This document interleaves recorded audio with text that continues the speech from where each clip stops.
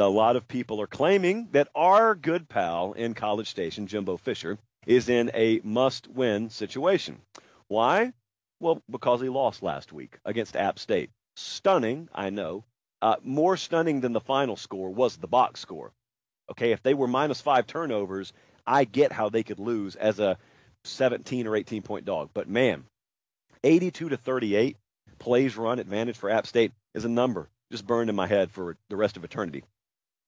I don't think he's in a must-win situation, because what does must-win mean? You got to define what must-win means. To me, must-win means if you do not win the game, you are fired the next day, or either you are in a terminal situation when it comes to your employment, and it's just a matter of time. Like Scott Frost was in a must-win situation last week, and he didn't, and he got fired the next day. Dude, Jimbo Fisher's not getting fired if they lose Saturday. He's just not. They haven't even entered conference play yet. Now, what I will tell you is kind of like I was talking about a second ago. It's the same metaphor. It's just a different example. There is a wide expanse of territory between safe and fired. It's not all one. It's not all the other. See, Jimbo Fisher he went from safe. If he loses this Saturday, he will have gone from safe to somewhere in that middle ground. He will not be in danger of losing his job imminently. That's just not it's not realistic when you consider the investment that they've put in him.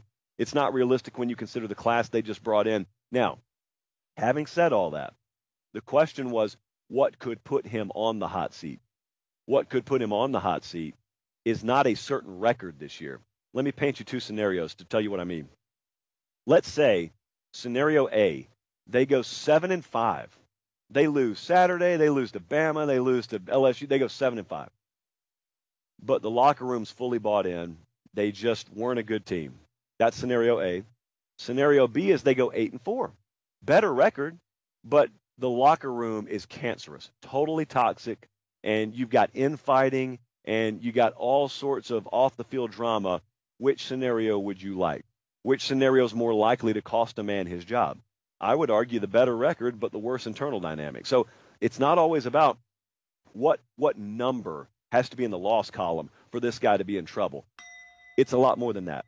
And so internally, this is why I keep talking about that true freshman class, and why I keep talking about, how they're going to chart the future for themselves here. People have lost games before. Coaches have lost games before. Jimbo Fisher's not done losing at Texas A&M.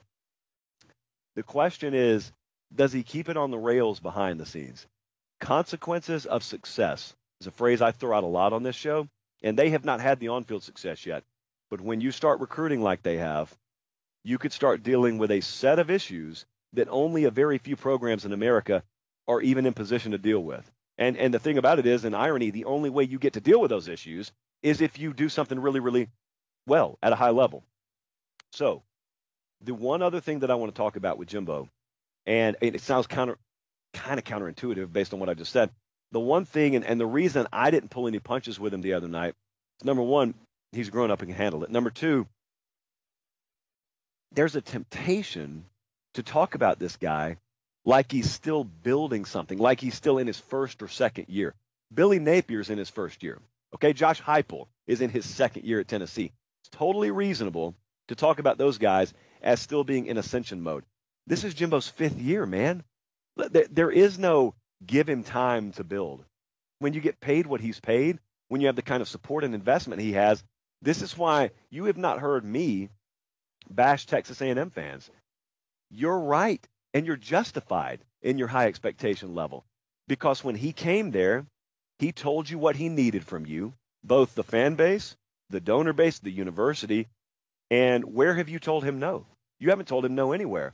So if you give, it's totally reasonable for you to expect a return on your investment. And guys, we're not talking about an immediate national championship, but man, 10 wins would be nice. Like going to Atlanta every once in a while would be nice. So they've got a big game this Saturday. We broke it down the other day. It's got really good traffic already. If Miami goes in there and beats them, while I don't think Jimbo Fisher's fired or anything like that, I would highly recommend catching the Sunday show. Guys, thanks for watching Late Kick. Make sure to leave a comment. I love interacting with you. But most of all, please like the video and subscribe to the channel. That's how we keep all of this free.